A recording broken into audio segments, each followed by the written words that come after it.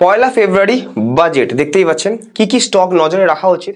নজরে রাখবেন সেদিনকার যখনই নিউজ বলবে কিছু যেগুলোর উপর আমরা ডিসকাস করবো, তখন যাতে আর ধরুন এগ্রিকালচারের ব্যাপারে কিছু ডিসকাস হলো, তাহলে আপনাকে খুঁজতে হবে না মাথায়, তখনই যদি চলে আসে যে এগ্রিকালচারের ভালোর ব্যাপারে কিছু ডিসকাস করেছে বা ফার্টিলাইজারের ব্যাপারে ডিসকাস করেছে, তাহলে কোন স্টকটা কেনা উচিত ইন্ট্রাডে করার জন্য, সেই সবের ব্যাপারে আমি যাতে স্টক তখন না খুঁজতে, আগে থেকে স্টকের নামগুলো বলে দিই, কোন সেক্টরে কি কি স্টক অ্যান্ড কি কি মাথায় রাখা উচিত, সেই সবগুলো খুঁজতে যাতে না হয়। আজকের ভিডিওটা পুরো উইদাউট স্কিপিং দেখবেন, আপনাদের কিছু কোয়েশ্চেন আর অ্যান্সারও দেবো, আমি নিয়েছি। অ্যান্ড আগে আমি বলে রাখি, আগের বারও আমি 10টা স্টক বলেছিলাম যে আমাদের বিজেপি গভর্নমেন্ট আমাদের জেতার পরে যে আমাদের আসল বাজেটটা হয়েছিল অ্যাপ্রক্স জুন জুলাই মাসে, তো সেই ক্ষেত্রে তখন যেটা বলেছিলাম সেইখান থেকে আমরা একটা স্পেসিফিক স্টক আমরা নজরে রেখেছিলাম অ্যান্ড সেটা বাজেটে সত্যিকারের ডিসকাস হয়েছিল, অ্যান্ড বাজেটের পরে সেই স্টকটা কি হয়েছে আমরা একটু আগে একটা ডেমো নিয়ে নিই। তো এটা দেখতে বললেন এটা কি হলো, এটা আমি কিছু কিছু জিনিসপত্র, যেমন তার মধ্যে কি আইনক্স উইন্ড ছিল, আইনক্স উইন্ডের ব্যাপার বলা হয়েছে, বাট আইনক্স উইন্ডের ব্যাপারে আমি ডিটেলসে তারপরে আমি বাজেট দেখার পরে একটা ডিটেলসে একটা সিঙ্গেল স্টকের ব্যাপারে ডিসকাস করেছিলাম বাজেটের পর, সেটার পারফরমেন্স তারপরে কি হয়েছে একটু দেখে নিই। তো আই গেস বুঝতে পারলেন আমাদের অ্যানালিসিস কতটা কি স্ট্রং হয়। তো ওই জন্য কোনো ভিডিও হালকা নেবেন না, যারা নিউ ভিউয়ার আছেন কোনো দিন হালকা নেবেন না, বিকজ ডিসকাশন মানে বাজেট হওয়ার আগে আমি কিছু কিছু স্টক বলেছি সেগুলোর ব্যাপারে ডিসকাস করেছি, তারপরে একটাই স্টক আপনাদের সাথে ডিসকাস করেছি বাজেটের পর, পোস্ট বাজেট। তো আজকে তো প্রি বাজেটের ভিডিও, পরের ভিডিওটা হবে সব থেকে থাকবে পোস্ট বাজেট। যদি কোনো স্টকের ব্যাপারে বলি যেটা পোস্ট বাজেটে আগের বার আইনক্স উইন্ড 50 দিনে 50% রিটার্ন হয়েছে, তো হয়তো কোনো রেকমেন্ডেশন বা কিছু এইবারে হয়তো আমি দিতে পারবো না আমি জানি না, বাট বাজেটটা দেখার পর ভালোভাবে ভিডিও হবে। আজকে বাজেট চলাকালীন কি কি স্টক আপনি ইন্টারডে করবেন বা নজরে রাখবেন সেগুলো আপনি দেখবেন, অ্যান্ড বাজেটের জন্য কি মার্কেট ঘুরবে সেটা আমরা ডিসকাস করব। স্টকস বা sorry sectors to focus on, কি কি সেক্টরে ফোকাস করবে। কিছু কিছু সেক্টর আমি এখন ডাইরেক্টলি লিখে দিচ্ছি, ভিডিওটা বাজেট হবে তারপরে আসল ভিডিওটা বানাতে হয়, বাট তাও আমি ইন্টারনেটের জন্য বানাচ্ছি, তাই জন্য শর্ট অ্যান্ড ক্রিস্প ভিডিও হবে, বেশি বড় ভিডিও হবে না। নাম্বার 1 হচ্ছে হেলথ কেয়ার, সেক্টরের মধ্যে নাম্বার 1 হচ্ছে হেলথ কেয়ার, এর উপরে ফোকাস করবেই। হেলথ কেয়ারের উপর জিএসটি ফিএসটি হয়তো কমালেও কমাতে পারে। হেলথ কেয়ারের মধ্যে একটা জিনিস আছে ইন্স্যুরেন্স, হেলথের মধ্যেই পড়ে, তো ইন্স্যুরেন্স সেক্টরসগুলোর উপর ফোকাস রাখা উচিত। নাম্বার 3 প্রত্যেকবারের মতো এবারেও ফার্মার্স অ্যান্ড এগ্রিকালচারাল, তার উপর ইনসেকটিসাইডস পেস্টিসাইডস ফার্টিলাইজার ওইগুলোর উপর। নাম্বার 4 এডুকেশনের উপর, যাতে টিচার্সগুলো এডুকেটেড হয় ভালো করে। অলরেডি 250 কোটি টাকা অলরেডি বাজেট আছে এদের, শুধু টিচারদের এডুকেটেড করার জন্য, ঠিক আছে। তো এডুকেশন একটা ফ্যাক্টর আছে। 5 নম্বর আপনি বলতে পারেন এআই, আর্টিফিশিয়াল ইন্টেলিজেন্স যে আসছে, এআই সব আমেরিকা চায়না সবাই আগে এগিয়ে যাচ্ছে, তো রিসার্চ, এআই এর রিসার্চের উপর। 6 নম্বর গেমিং, 7 নম্বর হচ্ছে টেকনোলজির উপর হালকা, 8 নম্বর ওমেন এম্পাওয়ারমেন্ট, মেয়েদের উপর। 9 নম্বর আপনি বলতে পারেন রেলওয়েজের কিছু, ডিফেন্স আমি বলতে পারবো না, ওটা বাজেট দেখলেও কিছু বলতে পারবো, রেলওয়েজের উপর কিছু বলতে পারে। 10 নম্বর most important point sector is infrastructure, because BJP government ইনফ্রাস্ট্রাকচারের উপর বেশি ফোকাস করছে। ট্যাক্সেশনের উপর আমি ঠিক বলতে পারছি না, সবাই এক্সাইটেড আছে ট্যাক্স মাফ করবে ছুট করবে, হয়তো ট্যাক্সের ব্যাপারে কিছু না কিছু বলবে, ট্যাক্স প্লাস ক্রিপ্টো ব্যাপারে কিছু না কিছু বলবে, ক্রিপ্টো বলুক না বলুক ট্যাক্সের ব্যাপারে কিছু বলতেই পারে, অ্যান্ড 100% শিওর কিছু না কিছু বলবে, কিন্তু যে বলছে না পুরো ট্যাক্স ফ্রি হয়ে যাবে, এই হয়ে যাবে সেই হবে, হয়তো ট্যাক্সের কিছু চেঞ্জ করে দেবে পুরো, যে অনেক পুরোনো ট্যাক্স ল্যাবগুলো চলে আসছে, তো নতুন ট্যাক্সের নিয়ম ফিয়ম বার করবে, হতে পারে, হলেও হতে পারে, আমি নির্মলা সীতারামন নই, ফিনান্স মিনিস্টার নই, বাট এগুলো আমার প্রেডিকশনস।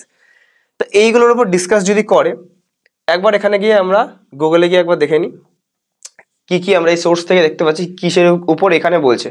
এখানে দেখছি ইন্স্যুরেন্স ইন্ডাস্ট্রির উপর জিএসটি ওয়েভ যাতে করে দিতে পারে ইন্স্যুরেন্স গুলোর উপর, যাতে হেলথ কভার লাইফ ইন্স্যুরেন্স এগুলো আরো বেশি নেয় লোকে, তো এইগুলোর উপর ফোকাস করতে পারে এখানে বলা হচ্ছে।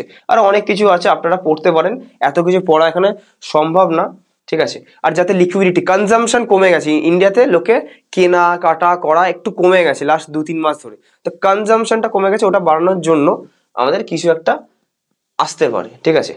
তো এইটার পরে যদি আমি যাই তাহলে অ্যাপ্রক্সিমেটলি মানি কন্ট্রোল এখানে কি বলছে, মানি কন্ট্রোল বলছে এখানে telecommunication telecom industry, financial services, health care education, এখানেও হেলথ কেয়ার এডুকেশন এইগুলোর ব্যাপারে বলছে। প্লাস এখানে আরো কি কি বলছে, এরপর স্টকগুলো আমি স্টক স্পেসিফিক যাবো। এরপরে কি কি বলছে, ফ্যাশন ইন্ডাস্ট্রিতে জিএসটি রিডাকশন। ফ্যাশন ইন্ডাস্ট্রি মানে কি, জামা কাপড় এইসবে জিএসটি কমিয়ে দেবে। কমালে কি হবে, জিনিসের দাম কমে যাবে জিএসটি কমে গেলে, তো এই জন্য আরো যাতে কেনাকাটা করে লোকে ক্লোদিং, ঠিক আছে। আর এখানে আরো অনেক কিছু জিনিসপত্র আছে। হেলথ কেয়ার সেক্টরের উপর বারবার আমরা দেখতে পাচ্ছি এখানে ট্যাক্সেশন পলিসি অন ক্রিপ্টো, এইগুলোর ব্যাপারে অনেকে অনেক রকম প্রেডিকশন দিচ্ছে, ঠিক আছে। ডিজিটাল লেন্ডিং ইকোসিস্টেম, ফ্যাশনের ব্যাপারে ডিসকাস করলাম। বিএফএসআই সেক্টরের উপর কিছু দিতে পারে, সাইবার সিকিউরিটি, ড্রোন ফ্রোন এইগুলোর উপর বলতে পারে কিছু, ঠিক আছে। ডিজিটাল ফ্রড, এগ্রি ইন্ডাস্ট্রি আগেই বলে নিয়েছি, ঠিক আছে। ডিফেন্সের ব্যাপারে 7-8%, আচ্ছা ক্যাপেক্স এর উপর ফোকাস করবে, সব ভালোভাবে ক্যাপেক্স এর উপর ফোকাস করবে। ফার্মার উপর মানে ওষুধের প্রোডাক্টের উপর জিএসটি এগুলো কম, ঠিক আছে। তো অনেক রকম কিছু আছে, বাজেট হওয়ার পর ডিসকাস করবো। কিছু কিছু ডাইরেক্ট স্টকস আমরা যদি এখানে ডিসকাস করি, যদি এখানে পাওয়ার, রিনিউয়েবল এনার্জি, গ্রিন এনার্জি এগুলোর কথা হয়, তাহলে প্রথমেই চোখ বন্ধ করে 2-3টে স্টক চোখে রাখতে হবে। সেটা হচ্ছে টাটা পাওয়ার। টাটা স্টক তো থাকতেই হবে, টাটা পাওয়ার তো থাকতেই হবে আমার বাজেটে, সেটা যে কোনো কিছু ভিডিও হোক টাটা পাওয়ার থাকে। বিকজ আমি এটা 160 থেকে আমি বলে আসছি and সেটা এখন 350 চলছে, 500 টাকা ছুঁয়ে এসছে, থাকতেই হবে। তো এই যে মার্কেটটা যে ডাউন হলো, টাটা পাওয়ার একটু সাইডওয়েজ রেঞ্জেও ছিল কিছুদিন ধরে, উপরে গিয়ে এখন দেখুন সেই 485 টাকার স্টকটা এখন কারেন্টলি 350 টাকায় ট্রেড করছে, ঠিক আছে। পি রেশিওর দিকটা যদি কারেন্টলি দেখি, ফান্ডামেন্টালি ঠিকঠাক কোম্পানি আছে, টাটার কোম্পানি আছে, ঠিক আছে। পি রেশিও একটা বলবো না, এটা ফেয়ারলি ভ্যালুড, বলবো না খুব নিচে, নিচে হলে খুব ভালো, বাট ফেয়ারলি ভ্যালুড। এরপরে যে স্টকটার ব্যাপারে আমরা ডিসকাস করব সেটা হচ্ছে, যদি উইন্ড এনার্জি, রিনিউয়েবল এনার্জি এগুলোর উপর হয় তাহলে হচ্ছে NTPC green energy. Green energy, wind energy এইগুলোর উপর হয় তো এনটিপিসি গ্রিন এনার্জি। কারেন্টলি এখানে দেখতে পাচ্ছেন একটু তো প্রাইস ডাউন হয়েছে, অনেকখানি ডাউন হয়েছে কারেন্টলি, অ্যাপ্রক্স মোটামুটি 30% মতো ডাউন হয়ে গেছে।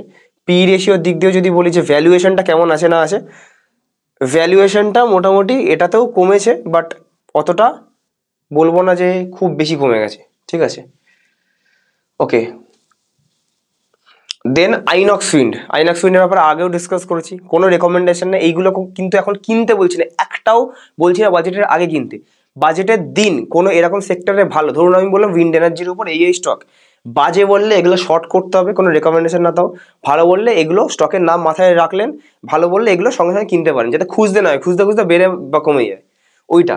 বাট লং টার্মের জন্য বাজেট দেখে কি কিনতে হয় না কিনতে হয় সেইটার উপর ভিডিও আসবে। তারপরে বাজেট দেখে কি সেক্টরাল ফান্ড, মিউচুয়াল ফান্ডে ইনভেস্ট করতে হয়, সেইগুলো ভিডিও পরে আসবে, ঠিক আছে।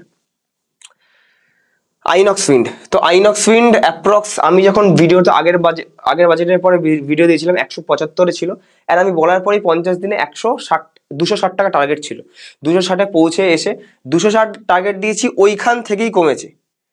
260, 55, 260 একটা উইক মেরেছিল তাই না দেখাচ্ছে না, ওইখান থেকেই কমেছে, কমে আবার নিচে চলে গেছে, তো টার্গেট হিট করেই এসছে। এতটা সঠিক অ্যানালিসিস হয়েছে আমাদের, ঠিক আছে, প্রত্যেকবারের মতনই।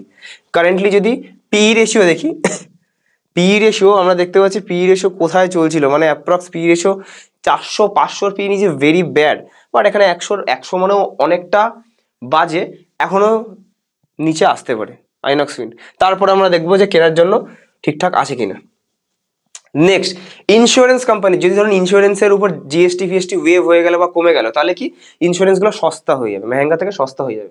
তো এই জন্য একটা ফার্স্টে কনসিডার করতে পারেন, এলআইসি তো সবসময় আছেই, ঠিক আছে। আমার যদিও স্টকটা পছন্দ না এলআইসি, অনেকখানি ডাউন গেছে এখানে, অ্যাপ্রক্স 1100-1200 টাকার শেয়ারটা এখন 800 টাকার কাছাকাছি আসছে, অনেকখানি ডাউন গেছে। এলআইসির সাথে সাথে যদি এলআইসি ছাড়া অন্য কিছু রাস্তা তুমি বলো, তাহলে আইসিআইসিআই লম্বার্ড আছে, জেনারেল ইন্স্যুরেন্স কোম্পানি। তো এটাও ইন্স্যুরেন্স, যদি জিএসটি ওয়েভার হয় তো এখানে ডবল টপ বানিয়ে এখানে ডাউন গেছে, একটা 30% মতো ডাউন আছে লাস্ট 6 মান্থসে। এর সাথে সাথে ইন্স্যুরেন্সের বেস্ট কোম্পানি সেটা হচ্ছে SBI life, SBI life insurance. তো সেই ক্ষেত্রে এটাও এখন ডাউন গেছে, অ্যাপ্রক্সিমেটলি 1900 টাকার উপরে ছিল, এখন অ্যাপ্রক্সিমেটলি কারেন্টলি ট্রেড করছে 1400-1450 টাকার মতো। নেক্সট, এরপরে যদি আমি বলি যে এআই এর উপর কি স্টক আছে না কিছু, এআই এর উপর যদি কোনো স্টক থাকে, এআই গেমিং টেমিং এর উপর, তো এআই এর কথা আসলে এআই টেকনোলজির উপর পারসিস্টেন্ট সিস্টেমস খুব ভালো স্টক, মানে ভালো বড় কোম্পানি, অলমোস্ট 1,00,00,000 টাকার কোম্পানি মার্কেট ক্যাপের দিকে। এইটা বেশি পড়েনি, অ্যাপ্রক্স 6,500 স্টকটা 6,200ই আছে। অ্যান্ড কিছু কিছু জিনিসগুলো দেখছি, এই যে স্টকগুলোর ব্যাপারে ডিসকাস করছি, যে মনে হচ্ছে এগুলো বাড়বে, মনে হয় না যে আগে থেকে কেউ কিনে রাখছে যাতে বাজেটের দিন বাড়লে সেখানে বেচবে। দেখুন আজকে থেকে দেখুন 5% করে আপ, যেগুলোর ব্যাপারে ডিসকাস হচ্ছে, একটা দুটো ছাড়া, ওরাকেলটা ছাড়া, এরপরে একটা ওরাকেল বলে ডিসকাশন করব, ঠিক আছে। তো আপনি এআই এর ব্যাপারে ওরাকেলটাও দেখতে পারেন, ওরাকেলও দেখুন 2.5% আপ, সবকিছুই আপ। আগে থেকে তো ওরাও তো জানে কি ডিসকাস করব, তো হয়তো তুলে রাখতে পারে, হতেও পারে, এটা ভুল, আমি মজার ছলেই বলছি, বাট এটাও 2.5% আপ। ওরাকেল ফিনান্সও দেখতে পারি, এটা অ্যাপ্রক্স 13,000-এর স্টক এখন 9,500-এর কাছে ট্রেড করছে, ঠিক আছে। নেক্সট এবার যদি দেখি আমরা, যে আমরা রেলওয়েজের দিকে, বা আমরা এখনো জানি যে বন্দে ভারতের কিছু ট্রেনস এখনো হয়তো বানাবে অ্যান্ড রেলওয়ে সিস্টেমটাকে আরো এফিসিয়েন্ট বানাবে, ঠিক আছে। তো সেই ক্ষেত্রে দুটো নাম আসে এখানে, একটা হচ্ছে, সেকেন্ড নাম আসে হচ্ছে জুপিটার ওয়েগনস। জুপিটার ওয়েগনস হচ্ছে আমাদের সেকেন্ড চয়েস, যেটা অ্যাপ্রক্সিমেটলি 700-750 থেকে এখন আধা হয়ে গেছে, কারেন্টলি 350 ভারতে। যখন ভুল ভাল ইউটিউবারদের কথা শুনে এইখানে এখানে টপে কিনে এখন ফেসে গেছেন এইসব স্টকেই, ঠিক আছে। বাট আমি তখন বারবার আগের বছর না করেছি, বাট এখন রাজদা তুমি কেন এইসব স্টকের কথা বলছো? বিকজ এখন কেনা উচিত, বা একটু ডাউন গেলে তখন কেনা উচিত। এইখানে বারণ করেছি যাতে আপনি এইখানে ফেসে না যান। ফিউচারটা দেখতে হবে আপনাকে, যে কিনলে এখানে কি হতে পারে। পি রেশিওর কথা যদি বলি, এখানে P ratio, high P ratio চলছিল, তখন আপনাকে কে কিনতে বলেছে? হাই পি রেশিও চলছিল। এখন পি রেশিওটা নেমে যদি 30-35-এর কাছে আছে, তাহলে কেনা উচিত, রাইট? আচ্ছা, লাস্ট স্টক আজকে যেটা আপনি মাথায় রাখতে পারেন যখন বন্দে ভারত বা কিছুর কথা বলছে, সেটা হচ্ছে টিটাগড় রেল সিস্টেমস, ঠিক আছে। কারেন্টলি 950 একটু নিচে চলছে। প্রাইসের দিক দিয়ে যদি বলি, এটা অ্যাপ্রক্স 1800-1900-র কাছে ছিল, এখন আধা হয়ে গেছে এটাও। পি রেশিওর দিক দিয়ে যদি বলি, পি রেশিও এখানে গড়বড় দেখাচ্ছে একটু, বাট এখনো হাই ভ্যালুয়েশন একটু হলেও আছে, ঠিক আছে। তো এই স্টকগুলোর উপর আপনাদের ফোকাস করতে হবে। অবশ্যই বাজেটের পরে আমরা আবার নতুন করে ভিডিও আমি আনবো, যে কি হলো না হলো, আমার সাথে এগুলো কতটা কি মিললো না মিললো, ঠিক আছে। নেক্সট এবার আমরা যদি কোশ্চেন্সের দিকে যাই, নেক্সট কোশ্চেনের দিকে যাব। রাসবিহারীর ঠিকানা দেবেন। রাসবিহারী মানে আমাদের যে অফিস আছে, আমি রাসবিহারী কালীঘাট মেট্রো থেকে নেমে, যেটা আমি বলি, আমি ডাইরেক্টলি ঠিকানা দিই না, বিকজ অনেকের সাথে হয়েছে যে আমার ঠিকানা জেনে র্যান্ডাম, আমার তো ব্যবসা চাকরি না যে রোজ গিয়ে বসে থাকবো, তো আমি আমার ক্লায়েন্ট মিটের জন্য 2টো দিন রাখি, সেটা সপ্তাহে কোন দিন আছি সেটা আমাকে ফোন করে রাত 8টা 8:30-র দিকে ফোন করে জিজ্ঞেস করলে হয়ে যায়, সেটা আমি বলে দিই, তখন লোকেশনটা দিই। আগে থেকে কেন দিই না লোকেশনটা পুরো এক্স্যাক্ট, রাসবিহারীতে এটা বলে দিলাম, টালিগঞ্জ পুলিশ স্টেশনের অপোজিট এটাও বললাম, কিন্তু এক্স্যাক্ট দিচ্ছি না। দ্য থিং ইজ, সবাই এসে ঘুরে চলে যায়, আপনাদেরই কষ্ট হয়, আমাকে আবার না তাড়াতাড়ি আসতে হয়, নাহলে বেশিরভাগ 100% টাইমে আমি আসি না, আপনাকে ঘুরে চলে যেতে হয়। তার থেকে আপনি কষ্ট করে একদিন ফোন করে আসবেন, তখন লোকেশন নিয়ে নেবেন, ঠিক আছে। দাদা LIC index plus 873 new pension plus করলে ম্যাচিউরিটি সম্পর্কে 12.5%, এইগুলো যেগুলো বলছেন, প্লাস ইন্স্যুরেন্স আছে, এই যেখানে ইন্স্যুরেন্স থাকবে না, ব্যাংকের লোক বা এজেন্ট কোনো আপনাকে বোকা বানানোর চেষ্টা করবেন, এগুলো হচ্ছে ইউলিপ, এগুলো insurance plan, not investment. Investment মানে এগুলো কোনোদিন রিটায়ারমেন্ট আপনাকে করতে হেল্প করবে না, বড়লোক কোনোদিন বানাবে না, উল্টে আপনি সারা জীবন গরিবই থাকবেন ইন্স্যুরেন্সের চক্করে। ইন্স্যুরেন্স যদি দরকার হয়, আপনি সারাদিন মিউচুয়াল ফান্ডে ইনভেস্ট করুন, ঠিক আছে, এগুলো কিন্তু মিউচুয়াল ফান্ড না। মিউচুয়াল ফান্ডে ইনভেস্ট করুন, আলাদা করে একটা লাইফ ইন্স্যুরেন্স রাখুন, হয়ে গেল। তো এখানে ইনভেস্ট করবেন না যে 10-12 বছর টানা দিয়ে গেলে 13 নম্বর বছর থেকে আপনি এই পাবেন, দরকার নেই। তার সাথে ইন্স্যুরেন্স আছে, আলাদা করে ইন্স্যুরেন্স রাখুন, আলাদা পুরো বাকি টাকাটা মিউচুয়াল ফান্ড করুন। দরকার হলে আমাদের কোনো মিউচুয়াল ফান্ডে অ্যাডভাইজারি দরকার হলে, বা আমরাই যদি, আপনার গোল 10 বছর 1 কোটি টাকা আছে, কিভাবে করবো না করবো, যতক্ষণ 1 কোটি টাকা হবে ততক্ষণ আমাদের দায়িত্ব যে আপনার সাথে আমি থাকবো, আমি আপনার হয়ে বানিয়ে দেবো, আপনার ডিমান্ড দিয়ে হবে সবকিছু, আমার বলা কাজ। সেই ক্ষেত্রে নিচে দেওয়া 2টো নাম্বার আছে, বা এটা আমার পার্সোনাল নাম্বার 7003684863, রাত 8টা থেকে 10টার মধ্যে সানডে ছাড়া যে কোনো দিন ফোন করতে পারেন, ফোনে বিজি পেতে পারেন, আমরা সবাইকে ঘুমানোর আগে অ্যাটলিস্ট কল ব্যাক করে নিই। प्लीज हेल्प करबेन sir, option help me plus option trading में कितना प्रॉफिट होने के बाद आईटीआर इनकम टैक्स भरना पड़ता है। বেঙ্গলি চ্যানেল, বেঙ্গলিতে কোশ্চেন করবেন যদি পারেন, তাতে সবার সুবিধা হয়। অনেকে আছেন বেঙ্গলি বুঝতে পারেন বাট লিখতে পারেন না, তাদের জন্য ঠিক আছে, অসুবিধা নেই। বাট ইনি কোশ্চেন করছেন যে ইনকাম ট্যাক্স ফাইল করতে হয় অপশন ট্রেডিংয়ে কত টাকা প্রফিট হলে। আপনি বছরে যত টাকাই প্রফিট করুন, কোনো স্ল্যাব নেই, লং টার্ম ক্যাপিটাল গেনের উপর আছে 1,25,000-এর উপর, কিন্তু শর্ট টার্ম 1 বছরের নিচে যদি আপনি যাই প্রফিট করেন আপনাকে প্রফিটের উপর ফ্ল্যাট 20% ট্যাক্স দিতে হবে। ট্যাক্স ফাইল করতেই হবে, নাহলে নোটিশ চলে আসতে পারে। ফ্ল্যাট 20%, কোনো স্ল্যাব নেই। 1 টাকা হলেও 500 টাকা হলেও বা 1,10,00,000 টাকা হলেও, ঠিক আছে। ওকে, টিকিট বুক করার জন্য এডজি অ্যাপে কোথায় পাবো? এডজি অ্যাপ খুলবেন, ডাউনলোড করবেন প্লে স্টোর বা অ্যাপ স্টোর থেকে। অ্যাপ স্টোরের নাম আছে মাই ইনস্টিটিউট, ঠিক আছে। তো ওইখানে যাবেন, ঠিক আছে। আমি একবার দেখিয়ে দিচ্ছি তাও। এখানে এলেন,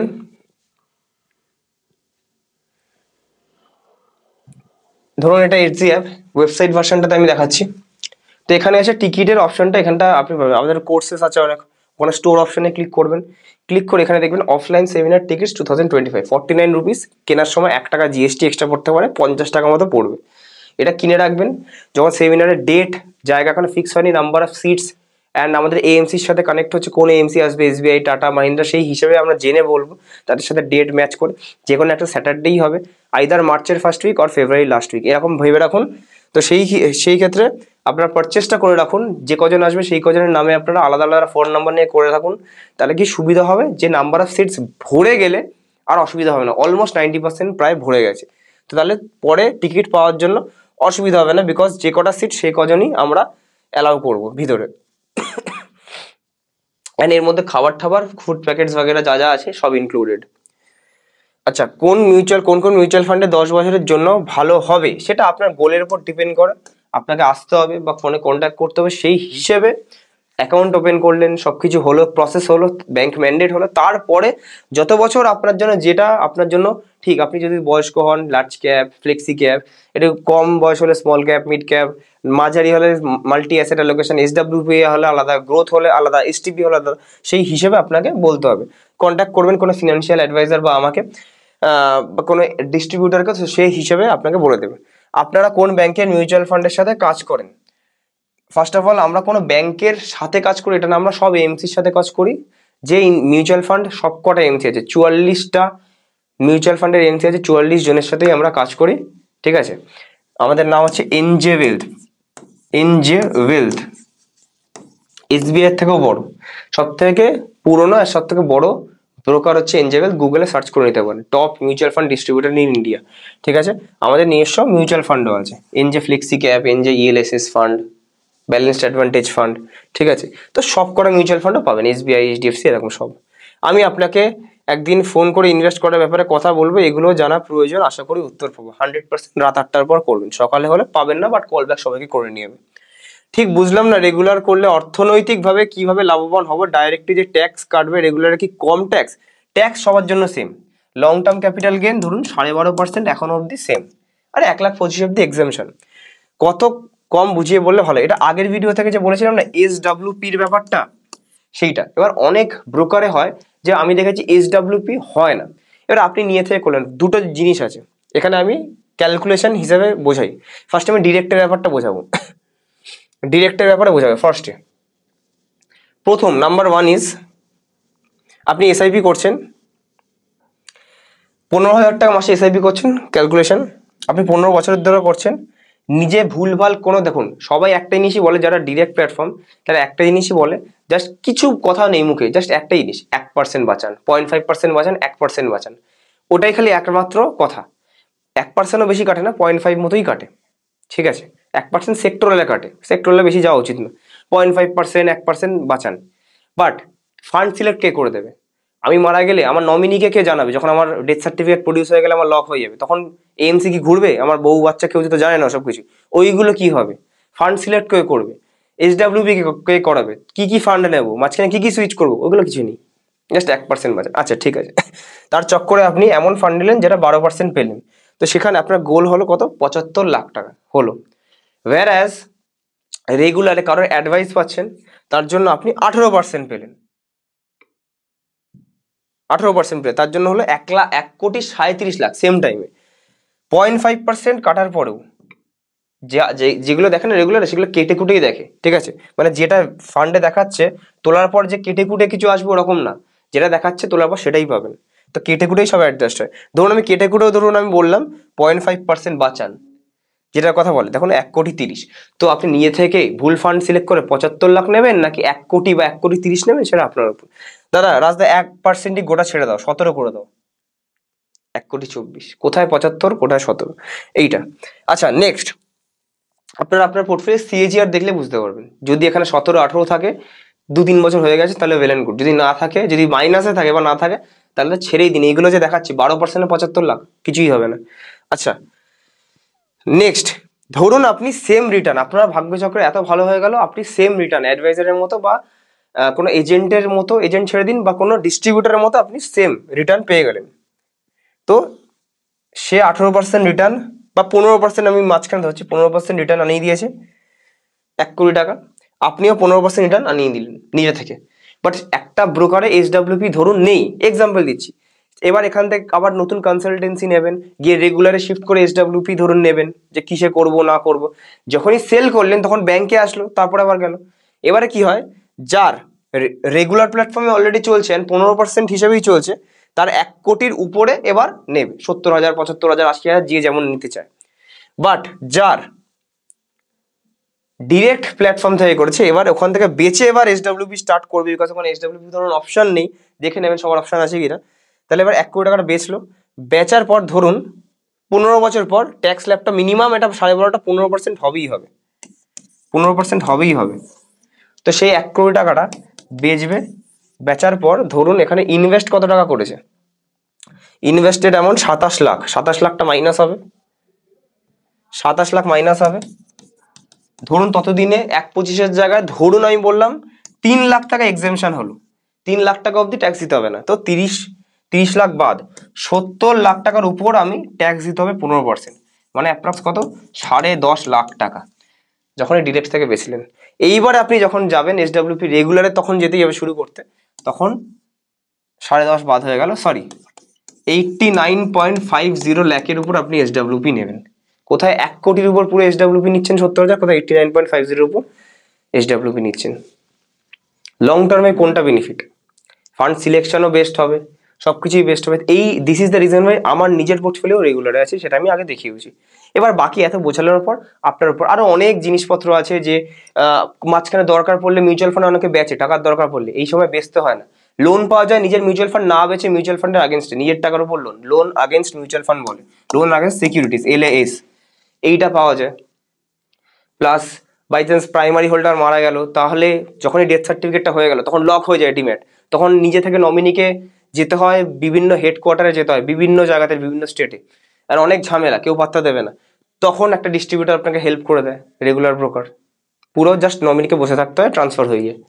তো এই জিনিসগুলো অনেক ভেবে চিন্তে কাজ করতে হবে। আজকের থেকে 10 বছরের কথা ভেবেই করছেন, যখন 10 বছর পরে কি হবে সেটা ভেবে চিন্তে করতে হবে। যাই হোক, আজকের কোশ্চেন আমার আই গেস নেওয়া কমপ্লিট, দেখে নিই একবার, হ্যাঁ নেই কিছু। তো বাজেটের উপর নেক্সট ধামাকেদার ভিডিও আসছে। নিচে কোনো যদি কমেন্ট থাকে কিছু স্টক বাজেটের নিয়ে, আপনাদের মনে হয় কি কি বাজেটের, আপনাদের একটা স্পেশাল পয়েন্ট যেটা বাজেটে এবার ইন্ট্রোডিউস হতে পারে ট্যাক্স বা কিছুর উপর, নিচে আপনাদের কি মনে হয় বেস্ট পয়েন্ট হতে চলেছে বাজেটে, বা ওয়ার্স্ট পয়েন্ট হতে চলেছে, বাজেট কেমন হতে চলেছে, নিজে কমেন্ট করে জানাবেন। কোনো কোশ্চেন থাকলে করবেন, যাতে আমি এই কোশ্চেন এখানে নিয়ে নিতে পারি। আজকের জন্য এইটুকুই, পরের ভিডিওতে আবার দেখা হচ্ছে। থ্যাংক ইউ সো মাচ সবাইকে। Keep investing, keep trading.